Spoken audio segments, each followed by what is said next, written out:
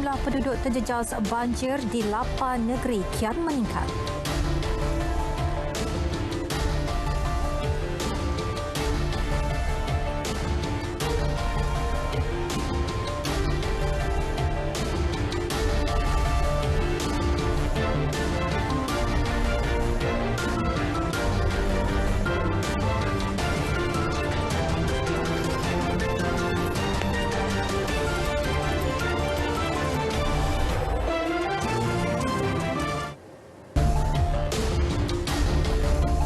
Assalamualaikum dan salam hormat. Anda bersama saya, Miza Yusni Muhammad dalam Berita Tengah Malam. Dan baiklah saudara, kita mulakan dengan perkembangan terkini. Sebanyak 8 unit kediaman di tingkat 5 Flat Sri Johor Ceras dilaporkan musnah dalam kebakaran malam ini. Jadi untuk mengetahui perkembangan lanjut, kita terus saja bersama wartawan Syazwani Samsu di lokasi. Silakan Syazwani. Ya Miza, saya kini berada di Flat Sri Johor Ceras di mana kira-kira 9.20 malam tadi kita digemparkan di mana blok 31 Flat Sri Johor Ceras ini terjadinya kebakaran yang melibatkan aras 4 di blok 31 ini. Namun bagaimanapun untuk jumlah mangsa yang terlibat masih belum dapat diketahui lagi. Bagaimanapun saya kini berada bersama dengan saksi awal kejadian iaitu Encik Tiago Supia. Apa khabar Encik? Sihat. Baik Encik Tiago, mungkin boleh kongsikan bagaimana kejadian awal tu bermula? Okey, pada awalnya macam kami semua di rumah tengah tonton perlawanan bola sepak. Tiba-tiba kami terdengar teriak daripada jiran atas api. So bila kami keluar, kami nampak memang kepulan api dan asap yang tebal. So kami cuba naik atas dan cuba bantu mangsa-mangsa di atas untuk bawa mereka turun, keluarkan barang-barang perabot. Tapi tak sempat. Dah api dah mula merebak daripada satu rumah ke dua rumah ke tiga rumah. Dan sampai satu row dah habis dah, diresap. So memang semua dah sangat risau dan kami minta semua penghuni-penghuni keluar daripada blok. So untuk mengelakkan apa-apa kemalangan jiwa. So kami dapat membantu, dapat keluarkan semua dengan selamat. Cuma kami tak dapat bantu untuk selamatkan rumah sahaja. Tapi semua masih lagi dalam panik lah. So tengah berfikir apa yang kita nak buat selepas ini. Baik, dan setakat ini bomba masih lagi bertungkus lumus untuk memadamkan api dan apa yang saya boleh kongsikan juga saat ini, semua mangsa yang terlibat kini ditempatkan di Dewan Serbaguna di kawasan perumahan ini. Dan tadi juga dalam sekitar pukul 11.20 malam, Perdana Menteri Datuk Seri Ismail Sabri tiba di kawasan blok ini bagi meninjau keadaan kebakaran dan para penduduk di blok 31 yang terlibat. Dan selain itu, kebakaran ini juga melibatkan aras 4 di blok 31 belakang saya sekarang ini. Bagaimanapun sekarang ni api dah hampir dipadamkan dan tiada lagi bagi jumlah kerosakan belum lagi dapat dipastikan. Baik, saya kira setakat ini dari perkembangan yang saya boleh sebarkan dari Flat Sri Johor di Ceras ini. Kita kembali bersama Miza di Berita Tengah Malam. Silakan. Baik, terima kasih Wani. Dan seterusnya, situasi banjir di 8 negeri hari ini menyaksikan jumlah penduduk yang terjejas semakin meningkat. Dan setakat jam 11.30 malam ini, jumlah penduduk yang ditempatkan di Pusat Pemindahan Sementara PPS bertambah kepada 34,617 orang dengan Perak menjadi negeri terbaru dilanda banjir. Pahang kekal jumlah tertinggi penduduk terjejas dengan melibatkan 19,380 orang daripada 5,418 keluarga. Sebanyak 217 PPS juga masih dibuka. Di Selangor pula, seramai 9,731 penduduk daripada 3,780 keluarga direkodkan dan ditempatkan di 68 PPS. Kelantan pula menjadi negeri ketiga terkesan banjir melibatkan 3,390 penduduk daripada 942 keluarga. Sebanyak 55 PPS juga masih lagi dibuka. Di Melaka, seramai 750 penduduk terjejas melibatkan 165 keluarga di 11 PPS, manakala di Kuala Lumpur, seramai 526 penduduk daripada 463 keluarga masih terjejas dan ditempatkan di 3 PPS. Di Negeri Sembilan pula menyaksikan 424 penduduk daripada 92 keluarga masih berada di 11 PPS, manakala 297 penduduk daripada 69 keluarga di Terengganu masih ditempatkan di 8 PPS. Sementara itu, Perak menjadi negeri terbaru terjejas banjir dengan merekodkan 119 penduduk daripada 31 keluarga ditempatkan di 1 PPS. Dan berikut statistik penduduk terjejas banjir di 8 buah negeri terlibat.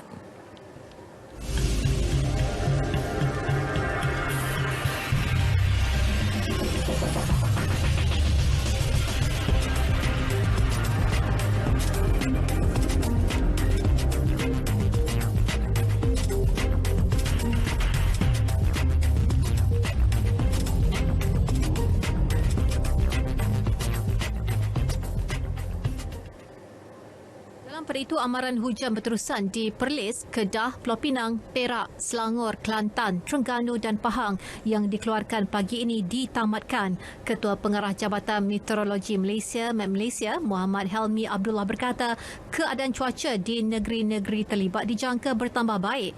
Beliau berkata orang ramai boleh mendapatkan maklumat cuaca terkini melalui laman web rasmi Met Malaysia, aplikasi mobile My Cuaca dan laman media sosial rasmi jabatan itu. Selain Kelantan, Terengganu, Pahang, Melaka, Negeri Sembilan, Selangor dan Perak turut dilanda banjir adalah Kuala Lumpur. Sebanyak 14 kawasan dalam daerah Kuala Langat, Selangor dilaporkan terjejas akibat banjir dan menurut Pegawai Daerah Kuala Langat Jusni Hashim, setakat jam 6 petang tadi sejumlah 2,035 penduduk terjejas melibatkan 495 keluarga. Bagi menampung jumlah penduduk terjejas di daerah terlibat, 14 pusat pemindahan sementara PPS telah diaktifkan. Saya boleh kata yang keseluruhan kawasan dan juga mukim dalam daerah Kuala Langat ini mengalami kenaikan air. Jadi ada lebih kurang dalam 14 kawasan yang terlibat dan kita pun telah buka 14 pusat pemindahan sementara lah yang beroperasi memindahkan mangsa-mangsa banjir. Operasi pemindahan penduduk terjejas dilakukan oleh Jabatan Kebajikan Masyarakat dengan kerjasama rela dan Angkatan Tentera Malaysia. Sementara itu, Ketua Polis Negara Tan Sri Akrisani Abdullah Sani melakukan tinjauan udara situasi banjir di sekitar Selangor. Beliau menaiki helikopter Agusta Westland AW139 milik Pasukan Gerakan Udara Polis Diraja Malaysia dari Pangkalan Udara Subang. Tinjauan yang dilakukan di ruang udara Shah Alam, Kelang dan Seri Muda menyaksikan air mulai surut namun masih menyebabkan kelewatan lalu lintas disebabkan permukaan jalan yang berlumpur. Penerbangan kemudiannya diteruskan ke Hulu Langat dan Empangan Langat yang turut menyaksikan kemusnahan harta benda akibat dinaiki air. Terdahulu, beliau memaklumkan PDRM mengatur gerak aset serta lebih 23,000 anggotanya bagi membantu operasi banjir di seluruh negara termasuk 3,454 anggota digerakkan di Selangor. Kerajaan akan menyediakan peruntukan awal sebanyak RM100 juta bagi usaha pemulihan pasca banjir. Perdana Menteri Datuk Seri Ismail Sabri Yaakob memaklumkan usaha itu termasuk membaiki kerosakan rumah dan infrastruktur lain yang terjejas akibat bencana tersebut. Selain itu, beliau berkata setiap ketua isi rumah yang terkesan juga akan diberikan sumbangan RM1,000.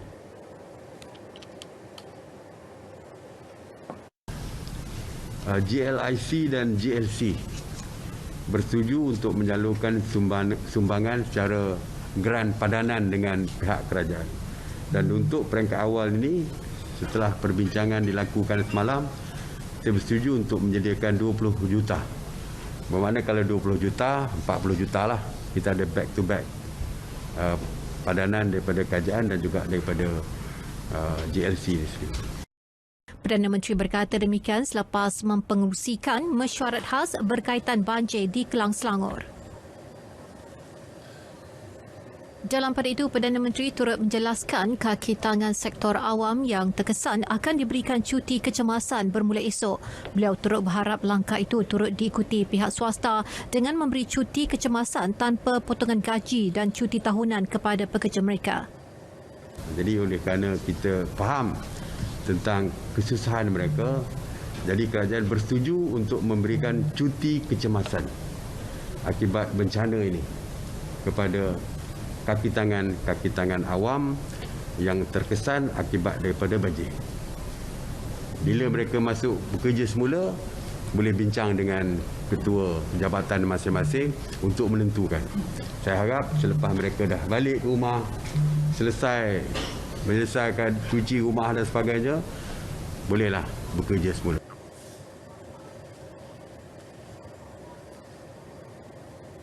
103 pusat pemindahan sementara di Selangor akan ditambah baik termasuk dari aspek penghantaran makanan. Kemudahan seperti katil dan tandas mudah alih juga akan disediakan dalam waktu terdekat. Kita telah bersetuju supaya semua isu yang berbangkit seperti ketiadaan makanan diselesaikan. Kita selesaikan. Hari ini kita selesaikan semua isu yang berbangkit.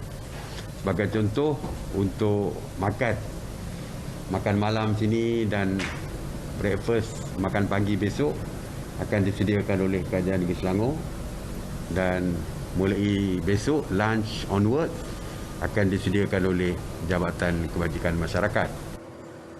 Pihak berkuasa tempatan akan bertanggungjawab dalam aspek pembersihan seperti tandas dan longkang. Misi bantuan kepada penduduk terjejas banjir menerusi skuad sukarelawan banjir KBS yang dilancarkan petang tadi telah pun memulakan kerja-kerja pembersihan dan baik pulih berskala kecil bermula di Kampung Bangi malam ini. Menteri Belia dan Sukan Datuk Seri Ahmad Faizal Azumo turut mengadakan lawatan ke pusat pemindahan sementara PPS penduduk terjejas banjir yang dilanda bencana itu sejak semalam. Rumah mereka memang tak boleh diduduki langsung, air pun masih belum surut sepenuhnya. Saya juga bersama dengan Tuk Sidang Rasidin melawat dengan mangsa-mangsa yang terpaksa dipindahkan di sini, dan ada juga di kalangan mereka yang tidak berpindah di pusat pemindahan banjir tetapi menumpang di rumah saudara mara. Saya lihat di sini keadaan setakat ini alhamdulillah, tapi tentunya pusat pemindahan banjir ini bukanlah satu tempat yang kondusif untuk tinggal lama. Kita harap air cepat surut dan tidak lagi berlaku banjir, supaya pasukan sukarelawan daripada Kementerian Belia dan Sukan akan segera masuk untuk bantu kita cuci rumah mereka, cuci juga peralatan-peralatan, cuba selamatkan apa yang boleh untuk memastikan mereka boleh kembali kepada kehidupan seperti sebelumnya. Lebih 68 keluarga yang menghuni di Kampung Bangi telah dipindahkan ke Sekolah Kebangsaan Bangi Lama buat sementara waktu sehingga air surut dan proses pembersihan selesai. Datuk Seri Ahmad Faizal juga mengambil kesempatan ini untuk menyalurkan sumbangan makanan dan barang keperluan asas kepada penduduk yang berada di pusat tersebut. Jabatan Bomba dan Penyelamat JBPM akan memantau situasi luar biasa bagi situasi banjir kali ini, dan ini termasuk situasi penduduk terjejas yang terperangkap di tempat kediaman, di tengah jalan atau kenderaan, dan juga risiko gigitan binatang berbisa ketika banjir. Menteri Perumahan dan Kerajaan Tempatan Datuk Seri Rizal Marikan Naina Marikan menjelaskan kali ini beliau mahu pasukan JBPM tidak hanya memfokuskan tugas-tugas menyelamat penduduk, sebaliknya juga merangkumi semua situasi yang memerlukan bantuan. Jadi bila dalam operasi menyelamat ni, selain daripada itu ada juga untuk dibantu. Demikian juga mereka yang tersekat tengah jalan, di highway. Kadang-kadang they do not get any food for almost one day. Yang pasukan yang mungkin dapat sampai ke sana adalah pasukan penyelamat. Salah satunya adalah bomba. Dan kalau kita pergi sebelah highway, mana ada kedai kiri dan kanan.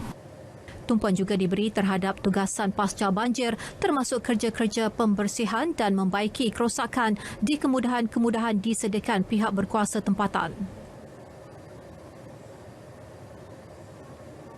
Dalam pada itu, sebanyak 5 juta meter padu air banjir berjaya dilencongkan daripada memasuki Kuala Lumpur menggunakan terowong smart semalam. Menurut Ketua Setiausaha Kementerian Alam Sekitar dan Air, Datuk Seri Dr. Zaini Ujang, lencongan itu mula diaktifkan pada 7.45 malam Sabtu. Jabatan Pengairan dan Saliran telah mengaktifkan lencongan banjir dalam usaha mengurangkan impak kejadian banjir. Lencongan smart ataupun yang biasa kita lalui nak keluar daripada Kuala Lumpur dan nak masuk kepada Kuala Lumpur telah diaktifkan sehingga ke mod 4 pada jam 7.45 malam pada 18 Disember 2021 sehingga 12 tengah hari ini. Lencongan telah diturunkan kepada mod 1 dengan sebanyak lebih kurang 5 juta meter padu air telah berjaya dilencongkan sejak semalam. Sejak dibina pada tahun 2007, ini kali pertama terowong smart melakukan proses lencongan pada mod 4 melebihi 3 jam. Baik, sedikit info lebuhraya dan jalan yang masih terputus hubungan akibat banjir. Di lebuhraya Elite, kesemua lorong laluan di antara Shah Alam dan Seafield masih lagi ditutup. Polis daerah Sepang juga memaklumkan beberapa jalan utama sekitar Kota Warisan, Bandar Baru Salak Tinggi, Jalan Salak Sepang dan Jalan Kampung Gincing turut dinaiki air. Sebagai alternatif bagi pengguna yang hendak ke KLIA dari pusat bandaraya, dinasihatkan untuk menggunakan perkhidmatan tren KLIA Express bagi mengelakkan kelewatan. Di NKVE pula, semua laluan utama dari Setia Alam ke Shah Alam masih lagi ditutup dan laluan keluar mandatori diaktifkan di Plaza Tua Subang. Sementara di Lebuhraya Karak, pihak konsesi Anir Berhad menerusi kenyataan memaklumkan hanya laluan di antara Gombak dan Genting Sepah boleh dilalui buat masa ini. Laluan selepas kilometer 66 hala ke Pantai Timur masih ditutup akibat banjir dan beberapa insiden tanah runtuh dan banjir lumpur. Bantuan makanan dan minuman diberikan kepada mereka yang terjejas. Beberapa perkhidmatan tren penumpang telah terjejas berikutan banjir dan hujan lebat luar biasa yang berterusan sejak semalam. Dalam satu kenyataan, Ketua Pegawai Operasi Muhammad Zain Mat Taha berkata pembatalan beberapa perkhidmatan tren itu adalah demi keselamatan penumpang. Katanya tindakan itu dibuat selepas angin kuat telah menyebabkan pokok tumbang dan merosakkan alat talian selain landasan turut ditenggelami air di beberapa tempat sekaligus menyebabkan kelewatan serta pembatalan tren. Berikutan itu, status terkini operasi tren KTMB, KTM Komuter dari Pelabuhan Kelang ke Tanjung Malim serta tren dari KL Sentral menuju ke Pelabuhan Kelang akan ditamatkan di stesen Subang Jaya. Tren ini akan berpatah balik menuju ke KL Sentral. Tiada perkhidmatan dari stesen Batu Tiga menuju ke stesen Pelabuhan Kelang berikutan banjir dan tanah mendap di antara Padang Jawa dan Shah Alam. Semua perkhidmatan ETS dan Skypark Link bagaimanapun beroperasi seperti biasa. Para penumpang yang terjejas boleh mendapatkan pemulangan tambang penuh atau menukar tarikh perjalanan melalui e-wallet kits atau di kaunter mengikut terma dan syarat ditetapkan. Sementara itu, bagi meringankan dan membantu mereka yang terkesan akibat banjir kilat luar biasa, Universiti Teknologi Mara UiTM membatalkan semua kuliah bermula 20 hingga 25 Disember ini. UiTM menerusi kenyataan media memaklumkan keputusan itu dibuat setelah melalui perbincangan bersama Majlis Eksekutif Universiti. Sepanjang tempoh ini tiada sebarang aktiviti kuliah, pentafsiran dan penghantaran tugasan dilaksanakan. Susulan itu, cuti bencana ini akan dilanjutkan dengan cuti khas perayaan pada 25 Disember hingga 2 Januari 2022 seperti mana yang telah ditetapkan dalam kalender akademik sesi 1 2021-2022. Kementerian Perdagangan Dalam Negeri dan Hal Ehwal Pengguna KPDN HEP memberi peringatan kepada mana-mana atau pihak yang ingin menghulurkan bantuan kepada penduduk terjejas banjir agar mendapatkan bekalan barangan keperluan melalui pemborong. Tujuannya adalah bagi mengelakkan bekalan keperluan asas terjejas sekiranya pembelian dibuat menerusi peruncit. Dalam satu kenyataan, KPDN HEP menjelaskan pihaknya telah bersedia memastikan bekalan keperluan mencukupi dan mudah diperolehi oleh pengguna ketika musim banjir dan tengkujuh ini. Pemantauan terhadap bekalan keperluan di seluruh negara juga dipertingkatkan menerusi pemeriksaan ke atas pengedar-pengedar yang telah dilantik. Ia bertujuan bagi memastikan bekalan keperluan sentiasa mencukupi terutamanya di kawasan yang terjejas teruk akibat banjir ketika ini.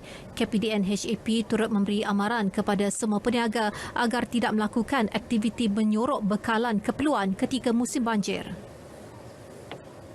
5 hingga RM30,000 itu antara anggaran kos kerugian yang ditanggung peniaga dan usahawan di premis perniagaan Taman Sri Manja Petaling Jaya yang turut terkesan akibat banjir kilat semalam. Rata-rata peniaga yang ditemui tidak menjangka air mula naik kira-kira jam 5 petang semalam itu mampu mencecah 3 kaki sehingga menenggelamkan sebahagian besar barangan perniagaan. Banjir yang disifatkan terburuk sejak 20 tahun lalu itu juga memusnahkan barangan elektrik, perabot serta kenderaan milik mereka. Alat tulis, dah 20 lebih tahun kat sini lah. Ini dah kali kedua banjir. Dulu tak teruk ni lah. Ini paling teruk lah. Ya, belum tahu lah mungkin dalam 30,000 lah. Dalam 30,000 belum. Yalah, banjir teruk. Saya ada tengok dulu 20 tahun dulu ada banjir datang tapi tak sampai ini beranda saja. Ini kali masuk 1 kaki dalam. Nasib baik kita barang semua taruh atas. Tapi dalam banyak kotor lah. Sebab kawasan ni tak pernah banjir. Daripada 2017 sampai sekarang tak pernah. And then owner cakap dah 10 tahun pun tak pernah banjir pun. So memang kita tak expect lah untuk nak banjir kan. Kemusnahan dan kerosakan yang berlaku mengambil masa kira-kira 4 hari bagi tempoh pembaikan dan pembersihan sebelum premis perniagaan berkenaan dapat beroperasi semula. Seorang lagi lelaki dikhawatiri lemas lepas hanyut bersama kenderaannya ketika melintas arus deras banjir. Kejadian berlaku di Jalan Pintasan, Kampung Cempaka, Sungai Soi, Kuantan. Menurut bapa mangsa Nazlan Hassan, ketika kejadian anaknya Muhammad Halmi 34 tahun dalam perjalanan ke Pekan bersama rakan Muhammad Amirul 23 tahun. Tak, saya semalam beri WhatsApp kat dia. Saya khabar Amy ada mana, dia khabar dia ada Kuantan. Lepas tu aku cakap, saya khabar cepat balik. Hari hujan lebat ni rumah penuh air dah. Tak apa ayah, sekejap lagi balik dia. Jadi lepas tu putus lah hubungan tu. Putus dah. Terus saya telefon dia tak ada yang angkat lah. Ketua Balai Bomba dan Penyelamat Kuantan, Kamarul Biza Muhammad Kasim memaklumkan pihaknya menerima panggilan pada 12.18 tengah malam tadi berhubung kejadian. Dan semasa sampai di tempat kejadian, didapati memang benarlah sebuah kereta telah dihanyutkan oleh air, dipercayai cuba mengharungi banjir. Dan terdapat 2 mangsa dalam kejadian tu, yang mana seorang telah dapat menyelamatkan diri dengan berenang dan seorang lagi masih hilang lah. Dan sehingga kini pihak kami masih lagi berusaha untuk mencari mangsa yang hilang. Ini kejadian lemas ketiga dalam tempoh 3 hari di negeri berkenaan. Sebanyak 3,108 kes baharu COVID-19 telah direkodkan setakat jam 12 tengah hari tadi. Ketua Pengarah Kesihatan Tan Sri Dr. Nur Hisham Abdullah dalam satu kenyataan memaklumkan jumlah itu menunjukkan penurunan berbanding 4,083 kes semalam. Daripada jumlah kes yang dikesan hari ini, 3,071 kes adalah penularan tempatan, 37 kes pula kes import. Kes yang dilaporkan hari ini membabitkan 98.2% atau 3,051 pesakit kategori 1 dan 2. Bakinya iaitu 1.8% atau 57 pesakit adalah kategori 3, 4 dan 5. Sebanyak 390 kes memerlukan rawatan di unit rawatan rapi, manakala 200 211 kes pula memerlukan bantuan pernafasan. 2 kluster baru turut dikesan sekaligus menjadikan jumlah terkini sebanyak 6,079 kluster dilaporkan dengan 252 kluster masih aktif. Satu lagi loji rawatan air LRA terpaksa dihenti tugas iaitu LRA Semenyi 2 yang menyebabkan 70 lagi kawasan di wilayah Hulu Langat akan mengalami gangguan bekalan air tidak berjadual dan ini bermakna 4 LRA telah dihentikan tugas melibatkan LRA Ceras Batu 11, LRA Sungai Langat dan LRA Langat 2. Pengurusan Air Selangor Sdn Bhd Air Selangor menerusi kenyataan medianya menyatakan ia berikutan paras air yang telah masuk ke rumah pam air mentah. Jangkaan untuk semua loji-loji rawatan air ini beroperasi sepenuhnya masih belum dapat dipastikan berikutan paras air yang masih berada pada paras kritikal. 63 lori tangki air sedang digerakkan secara berperingkat ke kawasan yang terjejas dengan memberi keutamaan kepada premis kritikal sepanjang tempoh berkenaan.